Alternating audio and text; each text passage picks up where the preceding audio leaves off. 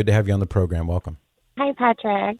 My question for you today is I am a cradle Catholic and went to Catholic school, all through grade school and high school, and am devout. I did marry a Protestant man, Okay. and he did promise to raise our children Roman Catholic and that they would go to Catholic school.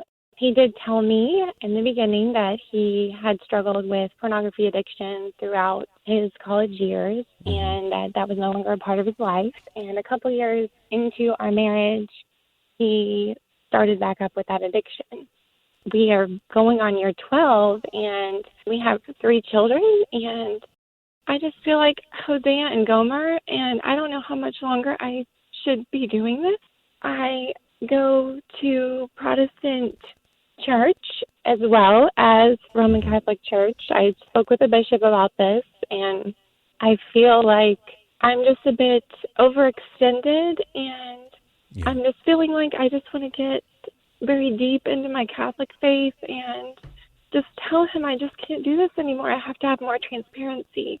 I've been going into Essanon, which has been very helpful for me to understand that this is not about me, because I've really struggled with feeling that. But my question is for you is this just something that you continue to be there for someone so that eventually they can help others when they get on the other side? And I just don't know that I'm doing everything that Jesus would call me to do to encourage him to come out on the other side of this. You are going through a lot of suffering right now. I can hear it in your voice. And does he know the depth of your suffering? Is he aware that he's putting you through all this? It's interesting because he can't get to that empathetic state, and it just makes him upset that it hurts me. And so it's very strange. It's almost like a mental illness or something. He's very kind to our children. He does struggle with some OCD, some things like that, but he sees it almost as it hurts him too much. He can't even go there, that it bothers me. And then he blames it on other things going on in our life. And I feel like it becomes so complex to him that he can't process it in a way to be empathetic or compassionate.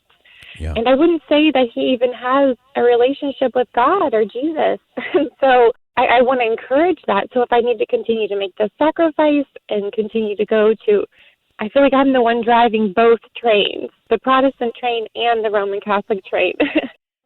I'm glad that he goes to Mass with me some when he can, and that the pastor is willing to be there for him and encourage him along the way. But I just feel like it's just getting to be too much, because I feel like I'm just carrying this man that I don't know, when he's like lost in this, but I still love him as a child of God. So I just feel like I'm torn. Yeah. I'm just trying to imagine what this is like in your household with him shirking his responsibility as a husband. So a few things come to mind. Number one, you're absolutely right to feel the way you do. He has gone down a path that is jeopardizing your marriage. It's inflicting tremendous suffering upon you. And for whatever his reasons that he can't be empathetic, it's a problem for you, but it's not your problem. It's his problem. He has to get to the point where he realizes what he's doing and he's sorry for it. And if he's not sorry for it, and if he's not willing to change, then you are entirely within your rights to do a few things. I mean, and maybe you've already have done them. You don't have to tell me on the air, but you can say, there's no more marital intimacy. That's not happening, because you are violating our marriage in a way that is really damaging. And unless you get over this, then you can say goodbye to that part of our marriage. You have that right. You also, if it got to the point where it's endangering your children, I mean, if it's possible that they're going to walk in and see this stuff or find it or something like that, you could even tell him, we're still married, but you can't live here until you get yourself cleaned up from this problem. I mean, I know those are drastic steps to take, but they're not unreasonable steps to take depending upon how bad this is, and only you can make that determination. This is an addiction, and just like alcohol or drugs, it has all kinds of collateral damage in every direction. How old are your children, Sarah? Oh, I have 2 that are 10 and then a 4-year-old. Okay. So the reason I'm concerned about that is because God forbid if, let's say, your 10-year-olds were to discover some of this stuff and how damaging that would be, not to mention the 4-year-old for that matter. He's putting all of you at risk, not to mention the fact that he has now given the devil a foothold in your home, under your roof. He's set up a shrine. I'm assuming he's using his computer or his phone for this stuff. So he has, in essence, set up an altar to the devil inside your home, which is the functional effect of somebody who is looking at pornography all the time. That is part of what's going on there. It feels good to hear that from you, strong in your faith, strong in the Lord. And it's hard for me because I do want to have compassion for the addiction. I feel like he's been in better places where he's been without it and was a little bit more transparent. And now he's gotten to the point where he won't even tell me about it. Sometimes we'll sit down with the pastor and he'll say, yes, I did this last month. I wasn't proud of myself. But it's pulling teeth to figure out what he's doing. Yeah, he's not willing to change right now. He's not at the point where he's willing to change. So all of this is just window dressing, if that's what he's saying. And my guess is he's also probably not admitting to it. Somebody who's doing that doesn't do it once a month. Somebody who's doing that is doing it every day and maybe several times a day. Okay. So that is, certainly something to bear in mind.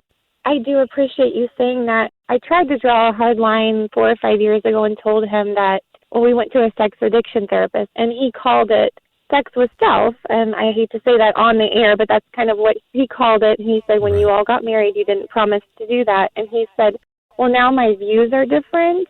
And even if I'm not looking at pornography, I'm going to be doing that with myself. So he's definitely doing that. And then he sometimes goes to the other as well. And for me, sometimes I just wake up and I'm like, what am I doing? Why am I still doing this? I do love him. I don't want to be the one to destroy our family. But you're not the one who's destroying your family. Keep that in mind. You're not doing anything wrong. You're the victim in all this. Right. My advice would be a couple of things. Number one is I would check out a website called strive21.com. So the numbers 2 and 1. So strive21.com. It's a pornography detox program that is operated by Matt Fradd. There are a few other people involved as well, but Matt Fradd, Fradd, he has written widely on this topic of pornography addiction, and he's very effective in helping people, men especially, deal with this. And that would be a program that if your husband would be willing to enter into, he doesn't have to leave and go to a place or anything, but it's something he would do with accountability to help him kick this habit. And it can be done. He just has to be willing to do it. Now, in the meantime, far be it from me to want to try to distance you from your husband or vice versa, but see, he's the one who's doing this now. And so my suggestion to you would be, it seems to me that you've reached the point where if he cares more for those things than he does for you, then you have to set some limits and say, one of the limits is no more marital intimacy until this stops. And if it doesn't stop, then that's it. Doesn't mean you're not married. It doesn't mean that you're walking away from the marriage, but it means that he has forfeited his right to enjoy that benefit of marriage because of what he's doing. That's the first bit of advice I would give. The second bit of advice would be to say, you're endangering me and the children by having this present in our home. So if you're going to continue to choose that over me, then you need to do that under a different roof, and you'll need to live somewhere else because we're not going to have that in this house. Now, again, I don't want to distance you from your husband. I know you love him, and I hope he loves you, but these are some of the steps that you could take if you wanted to get his attention so that he sees that he's moving in the direction of basically dynamiting his marriage. And hopefully he'll come to his senses and realize that he loves you and wants you above all things, and he'll be willing to do the right thing and turn away from this addiction. But if he doesn't turn away from it, it will only get worse. It won't just taper off to some manageable amount. It will only get worse. That's the way this disease works. I've gotten to the point where I felt like I would be okay being apart if I went to a priest or the bishop and talked about, because I have gotten to the point, Patrick, of saying, we can't have intimacy while you're continuing to do that. I did that for probably 6 months, 8 months. And then the pastor's wife went ahead and told me, said, I think you should go ahead and sacrificially say, I will continue to be with you. Can I intervene? Can I intervene on that? Sorry, Sure. sorry. I could not care less what the pastor's wife said about anything, or the pastor himself. Okay. They're not in a position to really be giving you good counsel. At the Catholic parish, the priest, and it doesn't necessarily mean that the priest is any more qualified than they are, but I would not be looking to a Protestant pastor for advice on this issue. Okay. I really wouldn't. And for what it's worth, I would encourage you to disengage from that, because to double dip every Sunday is only going to cause you long-term confusion. Better that you, which you said earlier in the program, that you dive headlong into your Catholic faith and really deepen your closeness to the Lord. That's going to help a lot right there. The other is just a distraction, if you ask me. Okay. That's good to hear, and thank you. And I hope that for anyone listening, it's helpful for them too. I do understand this is the secondary pandemic that's going on in the world right now. Behind closed doors, I know that there is a lot of suffering. Get this book, if I may suggest, called Delivered.